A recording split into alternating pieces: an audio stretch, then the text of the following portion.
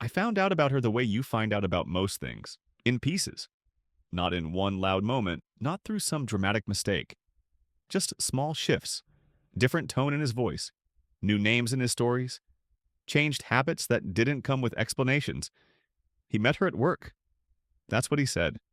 She was hired last fall. New girl in client services. Quiet, hardworking, a little awkward. He told me that like it was a reason I didn't need to worry. I didn't ask too much at first. We'd been together for 6 years, married for 4, we'd survived worse. I wanted to believe we were fine, that the stress was work, that the distance was temporary, that whatever I felt building in my gut was just me overthinking again. He mentioned her maybe once a week. Casual things. Said she liked peppermint tea. Said she wore the same boots every day. Said she'd never dated anyone in the company, which is rare. That line stuck with me. He started staying later. Said the project was behind.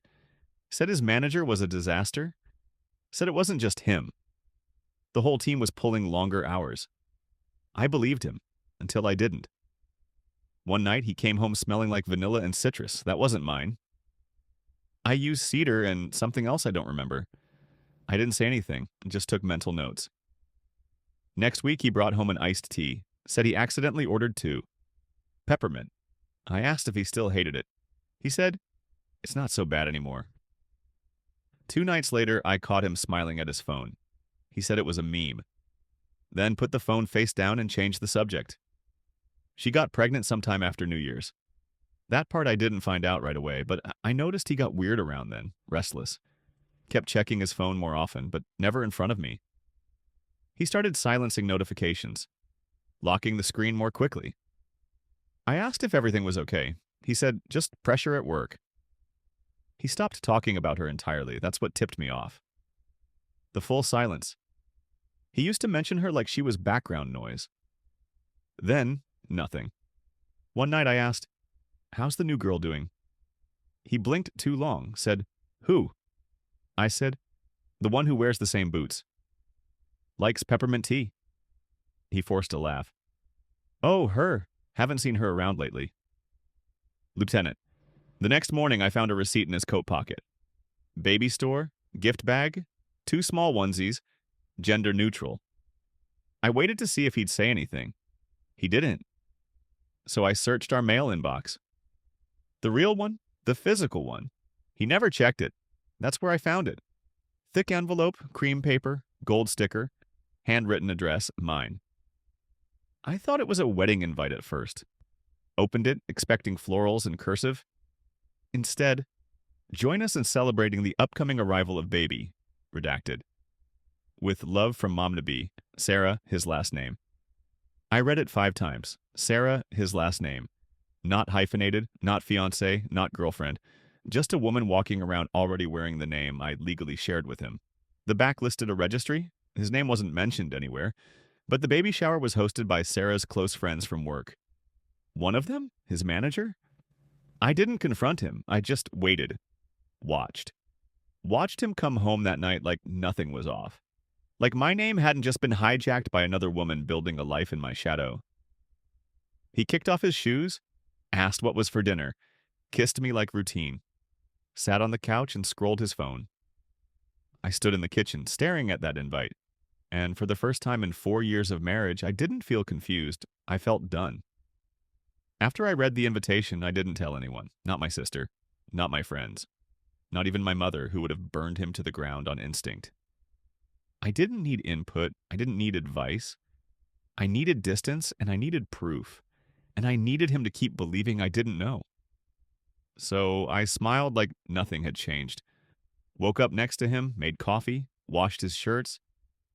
Meanwhile, I started making copies, scanned the invite, pulled his old texts, the ones where he mentioned her name months ago, printed screenshots from our shared calendar showing those late nights, checked bank statements, found a Venmo transaction labeled baby gift from 2 weeks ago. He must have forgotten it was linked to our joint account. I kept everything in a manila folder, labeled it health paperwork in case he opened the drawer. He never did. He was too busy acting like everything was normal, like we were still on autopilot. Like the wife cooking him pasta wasn't also looking up lawyers during lunch breaks. I didn't confront him because I wanted his story to keep unraveling on its own, and it did. The next weekend, we went to a company event. Casual, small, mostly just office people and spouses. He told me not to worry, she wouldn't be there. She was. She walked in with another woman, pregnant, visibly, hair curled, face glowing. She wore a white dress and flats, not wedding white. More like someone told her she looks like a bride and she liked it. He froze when he saw her. So did I, except I didn't look surprised. She did, because when our eyes met, she looked like someone realizing the lie wasn't contained anymore. He didn't introduce us. He steered me toward the bar, handed me a drink, and acted like the interaction hadn't happened. I didn't mention it. We went home after an hour. The next day, I received another message. Not from her, from the mutual friend who hosted the event. A coworker of his. Hey, just FYI. I didn't know you two were still together. I thought you split a while ago. She said they've been exclusive for over a year. I didn't reply, but I added the message to the folder. After that, I gave him 1 week. In that week, he still didn't say anything. Still kissed me goodnight. Still brought me my usual tea in the morning like he wasn't playing two lives side by side. But he started acting nervous. Maybe someone at the event told him I knew. Maybe Sarah said something. Maybe he noticed how calm I'd become. Either way, on Thursday night, he finally asked, "Is everything okay?" I said, "Of course." He said, "You've been quiet." I said, "You've been busy." He smiled, like that was enough. Like that was an answer. That weekend, I had a lawyer appointment scheduled. Private, paid in cash. I brought the folder. She didn't ask many questions, just looked through the papers, took notes, and said, "This is clean." You've got leverage. I wasn't after revenge. I was after position. I didn't want a courtroom brawl or a social media circus. I wanted him out. Fast, quiet, undeniable. So I served him papers the day before the baby shower. He came home to the envelope on the table, opened it, read the cover letter, didn't say a word for 10 minutes, then, "What is this?" I didn't look up, just said, "Ask your other wife." He said I was being dramatic. I walked into the bedroom, came back with the manila folder, and dropped it next to his drink. Said nothing. He opened it, read the first page, second. By the third, his hands were shaking. He said, "We can fix this." I said, "You already did. You just didn't fix it with me." He slept on the couch. 2 days later, I was gone. Apartment in my name. New locks, new number. I didn't even take half the stuff. Just my clothes, laptop, ID, and every document that reminded me I was never paranoid. I'm just underestimated. After I left, he tried to get ahead of it. I texted mutual friends, told them we'd been growing apart for months, said I changed, said the separation was mutual, calm, civil, no bad blood. It was a nice story. Too bad it didn't last more than 5 days. Because 5 days after I moved out, I mailed a single envelope. No note, no message, no sender name. Just her address, neatly printed. Inside, 1 page. A printed screenshot of my marriage certificate. His full name. My full name. The date. The county seal. Stamped, official, impossible to argue with. She got it 3 days before her baby shower. I didn't need to see her reaction. I didn't need to know if she cried, screamed, denied it.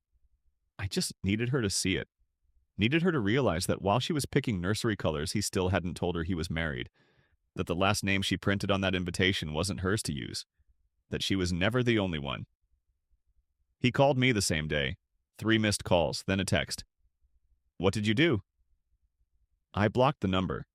Didn't answer, didn't explain. He already knew what I did. The same thing he never expected. Told the truth. Later that week, his sister messaged me, said she was sorry, said she never liked Sarah, said she hoped I was okay. I didn't reply. I wasn't interested in apologies from people who smiled in my face while he was cheating behind my back. I checked the baby shower registry out of curiosity. It had been pulled offline. Photos from the event, never posted. Her Instagram went private. His stayed quiet. No updates, no status changes. Just radio silence from the man who thought he could live two lives and be praised for both. I didn't tell people what happened unless they asked directly, and even then, I didn't give details. I just said, he wasn't who I thought he was. That was enough. The silence filled in the blanks better than any story I could tell. I got a final email from him a few weeks later. He used a burner account. Subject line, I'm sorry. The body of the email was long, too long. Said he never meant to hurt anyone. Said he got overwhelmed. Said he felt torn. Said he panicked when she got pregnant. Said he planned to tell me. He just didn't know how. The ending. I still love you. I always will. I didn't respond. He didn't love me. He loved the life I built for him, the one where I handled things, balanced things, kept the house standing while he snuck out the back door and built a second one. He thought I'd stay and forgive. He thought I'd yell and cry and beg. He didn't expect me to walk away without flinching and take his secrets with me. Now, every time someone asks him what happened to his marriage, he has to either lie again or explain that his wife found out he was giving another woman her last name before the ink even dried on their divorce. Right on.